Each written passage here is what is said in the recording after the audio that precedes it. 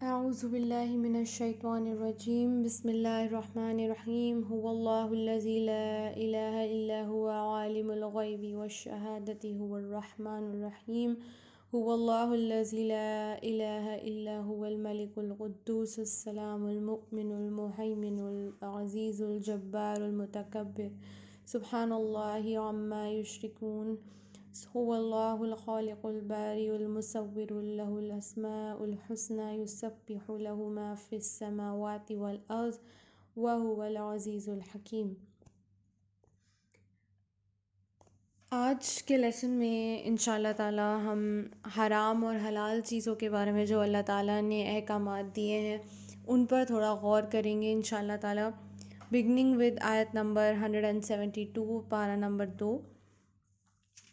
یا ایہا الذین آمنوا کلوا من طیبات ما رزقناکم واشکروا للہ ان کنتم ایاہ تعبدون۔ تو اللہ تعالیٰ اپنے بندوں سے فرما رہا ہے کہ یہ بندوں، جو چیزیں ہم نے تمہیں دی ہیں انہیں تم بے جھجک ہو کے کھاؤ، بالکل انہیبیشن سے بالکل ہٹ کر، بالکل کوئی بھی شک و شبہات یا کوئی بھی جھجک نہیں ہونی چاہیے، اور اللہ تعالیٰ سے تمام شکر ادا کرو۔ تو شکر ادا کرتے جاؤ اور جو بھی تمہیں چیزیں دی گئی ہیں اس دنیا میں اس کو یوٹیلائز کرتے جاؤ۔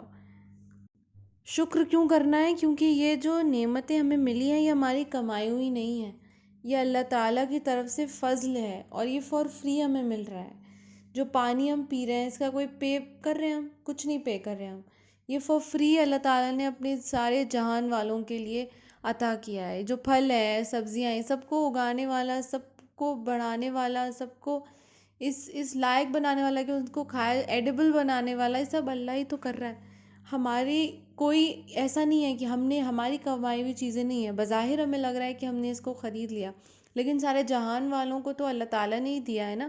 ہم اس کے بدلے میں اللہ تعالیٰ کو تو کچھ نہیں دے رہے، ہم ایک دوسرے سے اس کو تجارت کا ذریعہ بنا رہے ہیں، تو یہ ہمارے لیے کھانے کا ذریعہ بھی ہے، تجارت کا بھی ذریعہ ہے، تو اس کے لیے ہم اللہ تعالیٰ کو کچھ دے نہیں رہے ہیں، اور اللہ تعالیٰ ہمارے دینے کا محتاج بھی نہیں ہے، صرف اس کا شکر ادا کریں گے، صرف شکر ادا کر سکتے ہیں ہم، اور انشاءاللہ تعالیٰ اللہ تعالیٰ کی طرف سے حق ادا ہو جائے گا۔ اگر ہم نہیں کرتے ہیں تو اس میں بھی اللہ تعالیٰ کا کوئی نقصان نہیں ہے، اس کا تو کام ہے دینا، اور ہمارا کام ہے اس کو لے کر شکر ادا کرنا۔ اگر ہم نہیں کرتے ہیں تو ہم ہی خسارے میں رہیں گے، اللہ تعالیٰ کا کوئی نقصان نہیں ہے۔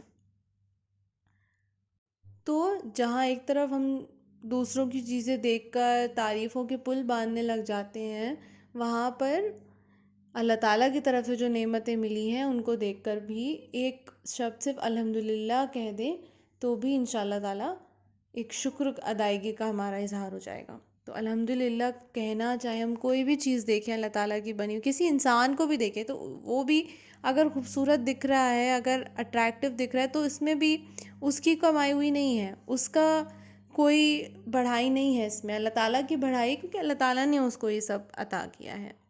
تو الحمدللہ اور سبحان اللہ اپنی روز مرہ کی جو باتیں ہیں، عادتیں ہیں، اس میں انشاءاللہ ڈال لیں۔ اور آپ صلی اللہ علیہ وسلم نے بھی ہمیں ایک بہت پیاری دعا سکھائی نا، ربی اعنی علی ذکرک و شکرک و حسن عبادتک، کہ اے میرے رب میری مدد کر اپنے ذکر پر، کہ میں تمہیں یاد کرتا رہوں، اور اپنے شکر پر اور اپنی اچھی عبادت پر۔ آل آف دیز تھنگز، ذکر، شکر اور عبادت، ایک انکیپسولیٹڈ ورژن میں انشاءاللہ تعالیٰ میرے اندر، ہم سب کے اندر آ جائیں۔ اب یہاں سے ان باتوں کا مینشن ہے جو ہمارے لیے بہت غور و فکر کرنے کی ہیں۔ انما حرم علیکم المیتۃ والدم ولحم الخنزیر وما اہل بہ لغیر اللہ۔ تو اللہ تعالیٰ کی طرف سے کوئی بھی چیز اگر تم پر تمہاری طرف آئی ہے تو تمہارے لیے کمپلژن اس میں کم ہے اور ریلیکسیشنز زیادہ ہیں۔ تو اللہ تعالیٰ نے یہ فرمایا ہے کہ تمہارے لیے جو ریسٹرکشنز ہیں وہ بس یہ ہیں کہ یہ چیزیں مت کھاؤ، اس کے علاوہ جو چیزیں ہیں وہ سب تم کھا سکتے ہو، یہ چیزیں مت کرو، لیکن اس کے علاوہ جو چیزیں ہیں وہ سب تم کر سکتے ہو۔ تو جو چیزیں تم نہیں کر سکتے وہ کاؤنٹیبل ہے. اس کا مطلب جو چیزیں تم کر سکتے ہو وہ انکاؤنٹیبل ہیں. تو اللہ تعالیٰ نے ریسٹرکشنز کم رکھی ہیں، ریلیکسیشن زیادہ رکھی ہیں. لیکن بہت سارے لوگ بے وجہ کے لیے اپنے اوپر حلال چیزوں کو بھی حرام کر دیتے ہیں کہ ہم تو یہ کھا ہی نہیں سکتے، یہ تو ہمارے لیے ہے ہی نہیں، یہ چیز بالکل نہیں کھا سکتے، یا پھر غلط گمان لگاتے ہیں اس چیز کے بارے میں کہ یہ تو ایسے ہے تو ویسے، تو یہ بھی ہمارے لیے حرام ہوگی. الٹا کر لیتے ہیں، حلال کو حرام کر لیتے ہیں، حرام کو حلال کر لیتے ہیں. تو یہ یاد رکھنا ہے کہ ہر چیز حلال ہے unless and until اللہ نے یہ بولا ہے کہ یہ حرام ہے. اگر اللہ نے اس کے بارے میں کچھ نہیں بولا ہے تو یہ حلال ہے. تو سب سے پہلے کس چیز کو بولا ہے؟ مردار، جو جانور خود مر گیا ہو، ذبح نہ کیا گیا ہو، یا پھر ذبح کیا گیا بھی ہو پر پورا خون نہیں نکلا، یا غلط جگہ سے اس کو ذبح کر دیا گیا ہو. تو یہ ساری چیزیں جو ہیں وہ ہمارے لیے حرام ہیں. اور جو خون ہے وہ بھی ہمارے لیے حرام ہے. خون کو استعمال کرنا کسی بھی طریقے سے وہ ہمارے لیے حرام ہے. اس لیے جب تک پورا خون نہیں نکل جاتا جانور کا، تب تک اس کا جو گوشت ہے اس کو پراپر فارم میں نہیں کیا جاتا ہے. اور سور کے ماंس سے بچو. سور کا جو گوشت ہوتا ہے، یعنی کہ جو پگ کا میٹ ہوتا ہے جس کو کہ پورک کہتے ہیں، وہ بھی حرام بتایا. یا کوئی بھی ایسی چیز ہو، چاہے وہ حلال ہی کیوں نہ ہو، لیکن اگر اس پہ اللہ کا نام نہیں لیا گیا ہے، یا پھر اللہ کے علاوہ کسی اور چیز کا نام لیا گیا ہے، تو اس کو کھانا ہمارے لیے حرام ہے. کسی اور کے نام پر کیے گئی قربانی ہمارے لیے حرام ہے. اس کی مزید تھوڑی سی تفصیلات یہ آتی ہے کہ جیسے خون کے بارے میں نے آپ کو بتایا، تو جو بہتا ہوا خون ہوتا ہے وہ حرام ہوتا ہے. لیکن جب خون، جیسے کچھ خون جو ہوتا ہے وہ اندر جم جاتا ہے، یا جو لیور سپلین کے اندر والا جو خون ہوتا ہے وہ پوری طریقے سے نہیں نکلتا ہے، تو وہاں پر وہ موت کے بعد جم جاتا ہے، تو وہ ہم کھا سکتے ہیں، وہ ہمارے لیے حلال ہے. تو جو سپلین ہو گیا یا لیور ہو گیا، اس کا ایک جانور کے جو قربانی کا جانور ہوتا ہے اس میں یہ اگر ہم پارٹس کھا لیتے ہیں تو یہ اس میں کوئی حرمت نہیں ہے، مطلب اس میں کوئی غلط بات نہیں ہے. اور پھر یہ آتا ہے کہ جس پہ اللہ تعالیٰ کا نام نہ لیا ہو. تو اگر بہرحال تو جو حرام جانور ہیں وہ تو پورے طریقے سے ہی حرام ہے. جیسے خنزیر کا میں نے ابھی آپ کو بتایا، تو اس کا کا پورا جسم ہی حرام ہے، چاہے وہ بال ہوں، چاہے وہ کھال ہو، یا کچھ بھی ہو، اس کو ہم یوز نہیں کر سکتے، اس کا کوئی بھی بنی ہوئی چیز ہم استعمال نہیں کر سکتے. اور پھر وہ جانور جس پہ غیر اللہ کا نام لیا گیا ہو، جس میں بسم اللہ اللہ اکبر نہ کیا گیا ہو، وہ بھی ہمارے لیے حرام ہے. کیونکہ عرب معاشرے میں یہ ایک ٹرینڈ چلا تھا کہ لوگ بتوں کا نام لے کر جانوروں کو سیکریفائس کیا کرتے تھے، یہ سوچ کے کہ وہ قیامت کے دن، یہ جو لوگ ہیں غیر اللہ ہیں، یہ ہمارے لیے قیامت کے دن سفارش کریں گے. یہ سوچ کر اس مسکنسیپشن میں وہ ان کے نام پر سیکریفائسز کیا کرتے تھے. تو یہ ساری چیزیں اللہ تعالیٰ نے حرام بتائی ہیں جو کھانے کی چیزیں ہیں. اس کے بعد فَمَنِ اضْطُرَّ غَيْرَ بَاغٍ وَلَا عَادٍ فَلَا إِثْمَ عَلَيْهِ إِنَّ اللَّهَ غَفُورٌ رَحِيمٌ. لیکن اگر حالت اس طریقے سے ہو جائے کہ بالکل موت کے منہ میں انسان اپنے آپ کو دیکھے اور کوئی آپشن نہ بچے، بہت لاچاری ہو جائے، تب اگر وہ کھانے کے لیے کوئی اس کو حرام چیز ملے تو، اور اس سے یہ اندیشہ ہو کہ جان بچ سکتی ہے، تو اس کیس میں وہ حرام چیز کو کھا لے، تو اللہ تعالیٰ بہت غفور الرحیم ہے. لیکن جہاں حلال کھانے کا کوئی ذریعہ ہو وہاں پر پرہیز کرنی ہے. لیکن شرط یہ ہے کہ اسے بے دلی سے کھائے، ایسا نہ بہت چاؤ سے نہ کھائے. ایسا نہ ہو کہ وہ بہت ٹائم سے کھانا چاہتا تھا اور اس کو ابھی بہانہ مل گیا تو وہ بہت چاؤ سے اس کو کھا رہا ہے. بالکل بے دلی سے اس چیز کو کھائے، اور زیادہ بھی نہ کھائے، بس اتنا کھائے جتنے میں وہ سروائیو کر جائے. تو ان یہ کنڈیشنز کا خیال رکھنا ہے. تو بہت ساری ایسی ڈیٹیلڈ چیزیں ہیں، بہت ایسی مائنیوٹ چیزیں ہیں جن کا دھیان رکھنا ہوتا ہے، اور حلال حرام کے معاملے میں تو خاص طور سے بہت احتیاط برتنے کی ضرورت ہے. بہت میٹیکولس ڈیسیژن ہمیں لینا ہے کہ ہم یہ چیز کھا سکتے ہیں، کتنی کھا سکتے ہیں، کتنی نہیں کھا سکتے ہیں، کن کنڈیشنز میں کھا سکتے ہیں. تو بہت زیادہ پریسائز طریقے سے اللہ تعالیٰ نے یہاں پر ساری چیزیں واضح کری ہیں الحمدللہ. ان الذین یکتمون ما انزل اللہ من الکتاب ویشترون به ثمنا قلیلا.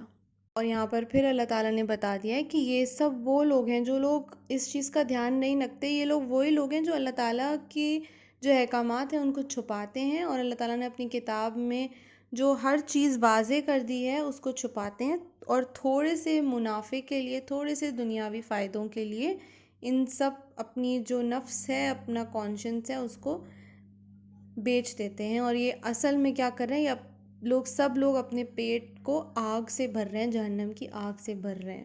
جہنم ان کا انتظار کر رہی ہے، اور ان کا دنیاوی جو زندگی ہے وہ بھی اسی کا ایک ریپلیکا ہونے والی ہے. اللہ تعالیٰ قیامت کے دن ان لوگوں سے بات تک نہیں کرے گا. سوچئے تو اس وقت ہم کس حال میں ہوں گے. کوئی نہیں ہوگا بچانے والا، صرف اللہ سے ہی لو لگی ہوگی. اور اگر اللہ تعالیٰ بھی ہم سے بات تک نہ کرے، ہماری طرف دیکھے بھی نہیں، تو ہم کہاں جائیں گے؟ ہمارا کیا ٹھکانہ ہوئے گا؟ جہنم ہے، اور ہمیشہ ہمیشہ کا جہنم ہے. کوئی چانس نہیں ہے، کیونکہ جب اللہ تعالیٰ اپنے نظر کرم ہم پر کرے گا ہی نہیں، تو کیا یہ چانس ہے کہ ہماری سفارش ہو جائے گی؟ کیا یہ چانس ہے کہ ہمیں جہنم سے نکال دیا جائے گا؟ کیا یہ چانس ہے کہ ہمیں 1 منٹ کی بھی راحت دی جائے گی جہنم کے عذاب سے؟ کوئی چانس نہیں ہے. تو اب جب ہمارے پاس مہلت ہے، اب جب ہمارے پاس وقت ہے، تو ہم ان سب چیزوں کو نہیں دیکھنا چاہتے، آیتوں کو جھٹلاتے ہیں، اور دوسروں کو بتانے میں بھی کتراتے ہیں. کیونکہ ہم سمجھتے ہیں کہ اگر ہم دوسروں کو بتا دیں گے، دوسروں تک بھی علم پہنچ جائے گا، تو ہم بھی جو ہم اپنی طرف سے اپنی طریقے سے دین کو چلانا چاہتے ہیں، دین کو بتانا چاہتے ہیں، وہ پھر نہیں ہوگا، کیونکہ سامنے والے کو حق کا پتہ چل جائے گا. یا پھر ہم کیا کرتے ہیں، سامنے والے کو بھی گمراہ کر دیتے ہیں، سامنے والے کو بھی غلط بات بتا دیتے ہیں، تاکہ ہمارا ایک کورج ہمیشہ رہے. جو ہم کر رہے ہیں وہ اس کو صحیح دکھے، اور جو دوسرے لوگ کر رہے ہیں وہ سب اس کو غلط دکھے. تو اس طریقے سے اس کو مس گائیڈ کر دیتے ہیں. تو جب ہمارے پاس حق سامنے آ گئے تو تعویلیں نہ کریں، اپنی نہ چلائیں، اپنی غلطی کو مان لیں، اور اللہ تعالیٰ کا قرب نصیب کرنے کے لیے اس جد و جہد میں جٹ جائیں انشاءاللہ تعالیٰ. اولئک الذین اشتروا الضلالۃ بالہدی والعذاب بالمغفرۃ فما اصبرهم علی النار ذلک بأن اللہ نزل الکتاب بالحق وإن الذین اختلفوا فی الکتاب لفی شقاق بعید. تو یہ لوگ کیسے ہیں کہ اللہ تعالیٰ فرما رہا ہے، اللہ تعالیٰ شوق ہو کے یہ بات بول رہا ہے، اللہ تعالیٰ بہت سرپرائز ہو کے یہ بات بول رہا ہے اپنے بندوں سے، کہ کیسے ہیں یہ لوگ کہ جن میں اتنی کریج ہے کہ نرک کی بات سننے میں، دوزخ کی بات سننے پر بھی ان کا دل نہیں دہلتا، یہ نہیں ڈرتے. کیسے ہیں لوگ، کس کریج کے یہ لوگ ہیں کہ یہ سب سن کر بھی ان کا دل نہیں دہلتا، یہ سب سن کر بھی ان کے دل میں یہ بات نہیں آتی کہ واقعی میں سچ ہو جائے گا، یہ واقعی میں ہمارے ساتھ ہو جائے گا، تو ہمارے ساتھ تو ہم کہاں جائیں گے. کسی بات کا ان کو خوف نہیں ہے، یہ بالکل بے خوف بیٹھے ہیں، کیونکہ ان کے اندر ایمان ہی نہیں ہے. اس بات پہ یقین ہی نہیں کرتے، یہ سمجھتے ہیں یہ دن کبھی آئے گا ہی نہیں، یہ باتیں جو ہو رہی ہیں کبھی ہوں گی ہی نہیں، کبھی اصلیت میں ہمارے سامنے آئیں گی ہی نہیں. یہ لوگ یہ سمجھتے ہیں. تو یہ ایمان کی ان کی کمزوری ہے. ایسا نہیں ہے کہ یہ لوگ بہت بہادر ہیں، بلکہ بہت زیادہ بزدل ہیں، ایمان ہے ہی نہیں ان کے اندر. تو یہ بیوقوف ہیں، زیادہ اپنے آپ کو اوور سمارٹ سمجھتے ہیں، پر واقعی میں ہیں بیوقوف، کیونکہ ایک فینٹیسی والی دنیا میں جی رہے ہیں اور اصل زندگی سے روبرو نہیں کر رہے ہیں. اور اللہ تعالیٰ نے تو اپنی ساری چیزیں واضح کری تھیں، پر ان لوگوں نے اپنے جھگڑوں سے، اپنی تعویلوں سے، یہ لوگ سچ سے بہت دور نکل گئے، اور اب ان کے لیے واپس آنا بہت مشکل ہے. اللہ تعالیٰ ایسے لوگوں کو ہدایت دے، اور ہم سب لوگوں کو ہدایت دے کہ سچائی کے جتنے قریب ہم رہ سکیں وہ رہیں، اور اپنے دل میں اللہ تعالیٰ کی جو محبت ہے، جس کے بارے میں نے پچھلے لیسن میں بھی بات کری تھی، اللہ تعالیٰ کی محبت جو ہے، اور اگر جنت کی چاہ ہے اور دوزخ کا خوف ہے، ان کو اپنے دل میں اتار لیں تو انشاءاللہ اللہ تعالیٰ کے فضل سے انسان ہر بری چیز سے بچ سکتا ہے، ہر حرام چیز سے بچ سکتا ہے، اور ہر حلال چیز میں اپنی جو انجوائمنٹ ہے اور یا جو سیٹسفیکشن ہے اس کو ڈھونڈ سکتا ہے انشاءاللہ۔ وآخر دعوانا ان الحمد للہ رب العالمین۔ السلام علیکم ورحمۃ اللہ۔